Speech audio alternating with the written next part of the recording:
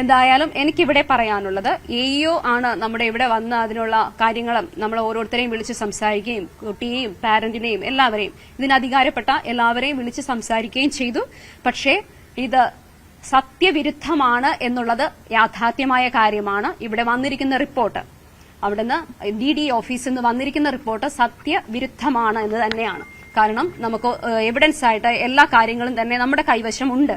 അത് എന്തായാലും കോടതിയുടെ പരിധിയിലിരിക്കുന്ന കേസായതുകൊണ്ട് അതങ്ങനെ തന്നെ പോകട്ടെ എന്ന് തന്നെയാണ് ഞങ്ങളും ആഗ്രഹിക്കുന്നത്. മാനേജ്മെന്റ് 2018 കേരള ഹൈക്കോർട്ട്, ബഹുമാനപ്പെട്ട കേരള ഹൈക്കോർട്ട് വിധി പ്രകാരം ഉള്ള നിലവിൽ അതങ്ങനെ തന്നെയാണ്. എന്ത് യൂണിഫോമിറ്റി കീപ്പ് ചെയ്യണമെന്നുള്ളത് അത് അഡ്മിനിസ്ട്രേറ്റർ ലെവൽ, മാനേജ്മെന്റ് ലെവൽ തന്നെയാണ് സ്വീകരിക്കണം. അത് നിലനിൽക്കുന്നുണ്ട്.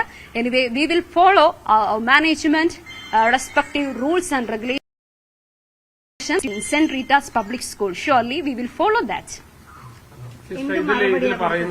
ഇതിൽ പറയുന്ന ഒരു കാര്യം, വലിയ ഗുരുതരമായ അച്ചടക്ക ലംഘനം നടന്നിട്ടുണ്ട്, അല്ലെങ്കിൽ സ്കൂളിന്റെ ഭാഗത്തു നിന്ന് കുട്ടിക്ക് വേണ്ട മൌലികാവകാശം നടപ്പിലാക്കിയില്ല എന്നുള്ളതാണ് പറഞ്ഞുകൊണ്ടിരിക്കുന്നത്. അത് തന്നെയാണോ സംഭവിച്ചത്? Right to education we won't deny.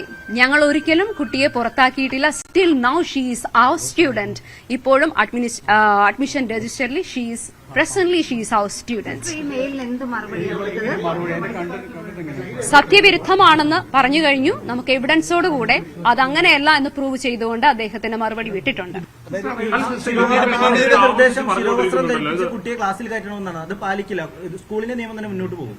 അത് പ്രിസ്ക്രൈബ് ചെയ്തിരിക്കുന്നത് ഓൾറെഡി നമ്മുടെ കുട്ടിയുടെ പിതാവ് ഇന്നലെ ന്യൂസ് ചാനലുകൾക്ക് അദ്ദേഹം പരസ്യമായി തന്നെ ഒരു പ്രസ്താവന കൊടുത്തിട്ടുണ്ട്.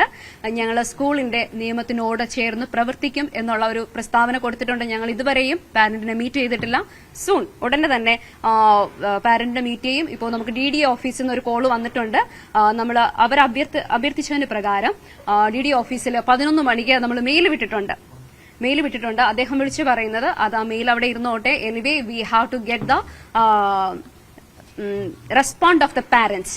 പാരന്റിന്റെ റെസ്പോണ്ട് എഴുതി മേടിച്ച് അതും കൂടെ ഇനി നാളെ ഒരിക്കലും അത് വയലേറ്റ് ചെയ്യാൻ പാടില്ലല്ലോ എന്ന് പറഞ്ഞുകൊണ്ടുള്ള ഒരു റെസ്പോണ്ടാണ് നമുക്കിവിടെ വന്നിരിക്കുന്നത്.